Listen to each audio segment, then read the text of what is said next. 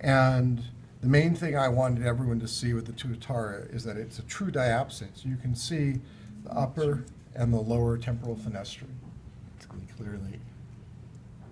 Very cool. So that's the main thing I'll point out about this guy. This is a lizard, and in the lizard, you've got the upper temporal fenestra present here, but the lower temporal fenestra is missing the bottom bar of bone. That would be the jugal connecting to the quadratojugal that comes across there, and that frees up the quadrate here to swing forward and back like this, and allows for some kinesis, some movement in the skull. The other thing I'll point out on here, because it is kind of an important bone, is just the pterygoids, which are these bones that lie like this on the dermal palate. That's all one bone? That's all one bone. That's all pterygoid in there. Okay. Like this. And then you can see a little bone that runs laterally from the pterygoid to connect to the back of the maxilla, this guy here, and that would be the ectopterygoid. So this is the ectopterygoid. Okay.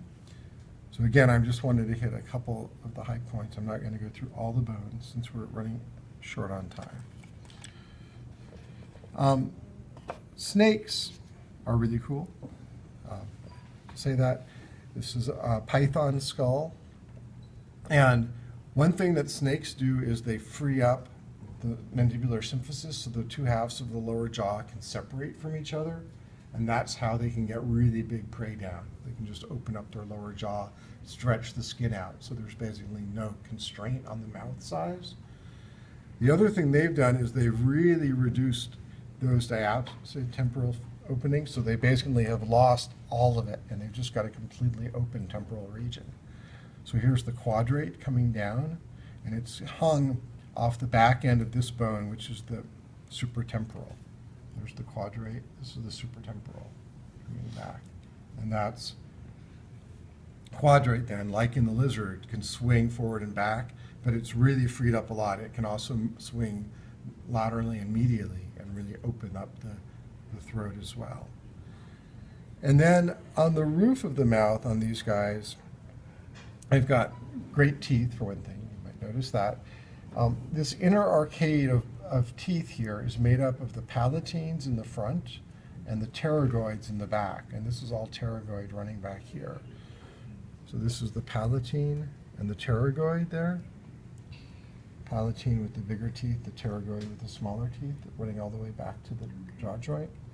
And remember we talked in lecture about the pterygoid walk, how they can move, Alex knows all about it, they can move the upper, these upper palatal bones separately on the two sides. So they can move the pterygoid and palatine forward on one side and then kind of ratchet them back, move them forward to the other side and ratchet them back, and that's how they pull prey into their mouth and pull them down their throat.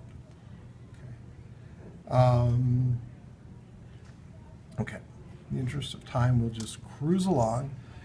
Alligators, super cool.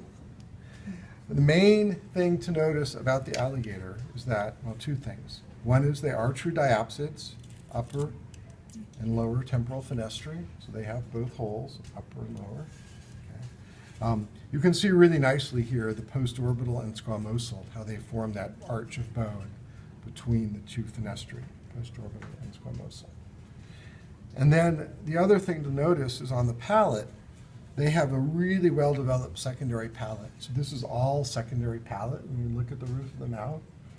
And the choanae are moved way back here by the growth of this bone here. So this allows them to do a really good job of chewing food in their mouth while they're breathing through their choanae at the back of the mouth.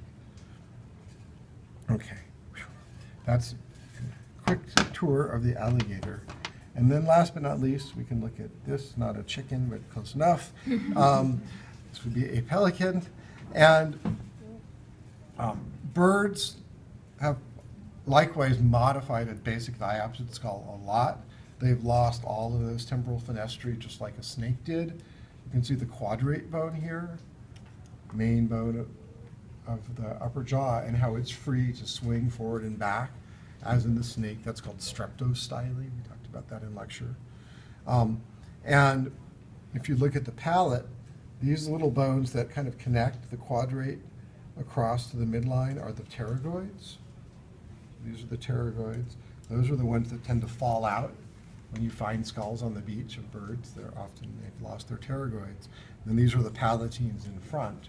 And this connection from the quadrate through the pterygoids to the palatines, and then also through the jugal to the upper bill, allows them to swing the quadrate forward and move this whole upper bill part up. And so there's a joint that occurs here in the pelican between the bill and the rest of the skull that allows them to lift the upper bill up.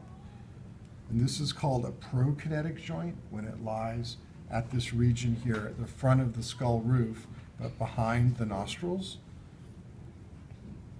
It's the same thing in a chicken. Where's my chicken? The chicken here is doing the same thing. It's got a prokinetic joint. So there's a joint right there in the roof of the skull that allows them to lift up the upper bill.